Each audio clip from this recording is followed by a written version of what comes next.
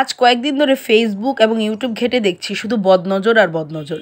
বদনজর আসলে কি তা জানি না, তবে মনে হয় 2025 সালের মানে নতুন বছরের ট্রেন্ডিং মনে হয় এটা। তো যাই হোক, বদনজর থেকে সাবধান, সবাই সাবধান থাকবেন। তো হ্যালো ফ্রেন্ড, সবাই কেমন আছেন? আশা করি সবাই ভালো আছেন, আমিও ভালো আছি। আমার নতুন আরেকটি ব্লগ ভিডিও দেখার জন্য আপনাদের সবাইকে আমন্ত্রণ। তো 2025 সালের নতুন ট্রেন্ডিং কি বদনজর?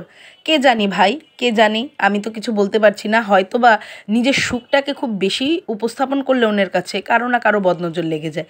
এটা তো 2025 সালের ট্রেন্ডিং না, আগেও ছিল। আপনার সুখটাকে যখন মানুষকে বেশি উপস্থাপন করবেন, সবার নজর তো আর একরকম না, সবার নিঃশ্বাসও একরকম না।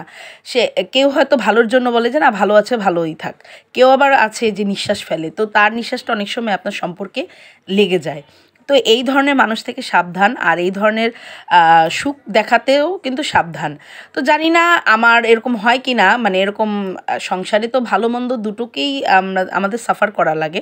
তো ওইভাবে কখনো এরকম ফেস করেছি বলে আমি একদম হলপ করে বলতে পারছি না। তো যাই হোক, বদনজর থেকে সবাই সাবধান থাকবেন।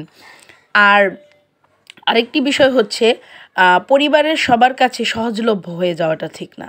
যেমন মনে করেন আপনার সন্তান বা আপনার হাজব্যান্ড বা আপনার শ্বশুর শাশুড়ি বা আপনার বাবা মা যাই বলেন না কেন, বা ভাই বোন, তারা যখন বুঝবে না যে একে দিয়ে সব কাজ করানো সম্ভব বা সবটাই একে দিয়ে হজম করানো সম্ভব, তখন আপনার দিকেই তারা শুধু তাকিয়ে থাকবে এবং আপনি খুবই সস্তা এবং সহজলভ্য হয়ে যাবেন, মূল্যহীন হয়ে যাবেন। তাই এমনভাবে কাজ করা উচিত যাতে আপনি আপনার প্রায়োরিটিটাও বজায় রাখেন এবং সবার মনও রক্ষা করতে পারেন। তো এই রকম আসলে এতটা করা উচিত না আমাদের, মানে সহজলভ্য হওয়া উচিত না যে আপনি কারো কাছে মানে একদম দামই না পান, মূল্যহীন হয়ে যান। তাই নিজের সম্পর্কটাকে এবং নিজের পার্সোনালিটিটাকে অবশ্যই আপনি একটা এমন একটা পর্যায়ে নিয়ে যান যাতে আপনি সকলের মনও রক্ষা করতে পারছেন এবং নিজের পার্সোনালিটিটাকেও বজায় রাখতে পারছেন। তো এই তো আজকে ঘুরতে গেছিলাম, ঘোরার কিছু সিন মানে কয়েকদিন আগেই গিয়েছিলাম, আজকে এটাই ভিডিওটা আপলোড করলাম, লেট একটা ভিডিও আপলোড করলাম।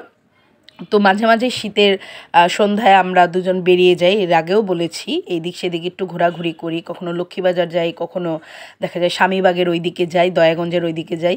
তো এই তো দুজনে একটু ঘোরাঘুরি করছি। আজকে ভিডিও এ পর্যন্তই, ভালো লাগলে অবশ্যই লাইক কমেন্ট করবেন। টাটা, বাই বাই, সবাই সুস্থ থাকবেন।